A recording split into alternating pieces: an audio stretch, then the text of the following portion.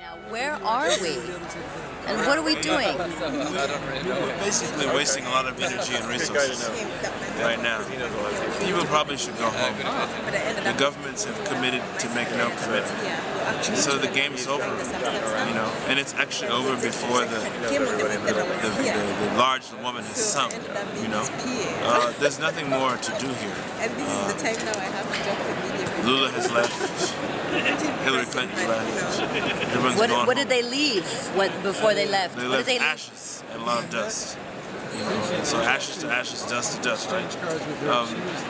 The process has given us, you know, no agreement, no meaningful timetables and targets, no meaningful commitment of resources, no meaningful action.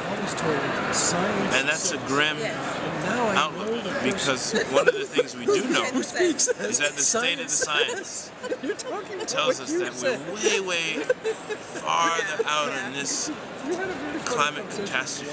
We're farther out than we'd ever anticipated 10, 15, or even 5 years ago. We thought that China would become the largest emitter around about middle century, around about 2050. They became in the pole position in 2007. We thought we would see sea ice extent, both in area and volume, down near zero about 100 years from now. That's actually taking place now. You pick the variable, you pick the vector, and pretty much we thought it was going to take place 50 or 100 years from now, and those catastrophic things are playing out right now. So we're experiencing and living an unfolding climate catastrophe, and that catastrophe needs action 2 days ago, not in 2 months, not in 2 weeks, and certainly not in a year. Every day we wait, the cost to save people's lives increases. The amount of energy we need to put into checking the problem goes up. By how much, who's to say? But right now we don't need anybody waiting. We need people taking action, and we didn't get any of that today. Today we saw in bold relief why and how people's movements deliver solutions, and top-down government-led processes at the multilateral level, at the global level, oftentimes fall flat on their face. We saw the way in which climate justice movements around the world and people committed to climate justice will continue to deliver solutions as they have been, sometimes in the face of recalcitrant, malfeasant, resistant governments. We saw a bold demonstration of a lackluster U.S. president. I was alarmed that the president was offering veiled threats, you know, veiled threats to non-Annex I parties. I was disturbed by his 1, 2, 3, you know, points around finance, around mitigation, and around, you know, measurements.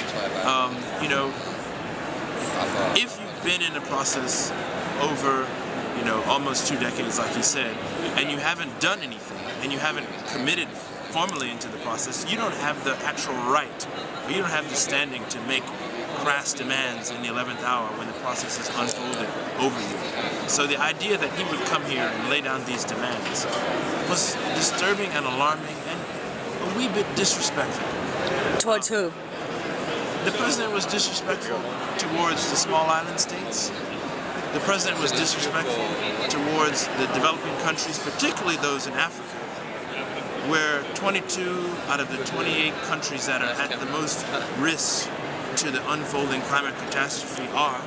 Those 22 countries are in sub-Saharan Africa. The president was disrespectful to a great many developing countries around the world that don't need resources at some point in the future, need resources yesterday. Countries in the Pacific are right now actively planning to relocate peoples from Pacific small island states. They're actively negotiating with countries in the region like Australia, like New Zealand, like Singapore to some extent, Malaysia, Indonesia, to relocate people. So they need resources yesterday to engage in these processes. They've actually been in negotiations over the past decade. So what did he say? So to come here and say that, well, we'll offer you money if you know, get in line and behave yourselves, is absolutely disrespectful. To come in here and not identify where the sources of funds are going to be, to dare to have the audacity You know, we talk about the audacity of hope and all these claims of audacity. To have the audacity to come in here at the end and talk about, well, we'll put up money, and not move that conversation at the beginning of these 2 weeks is shocking, is disturbing.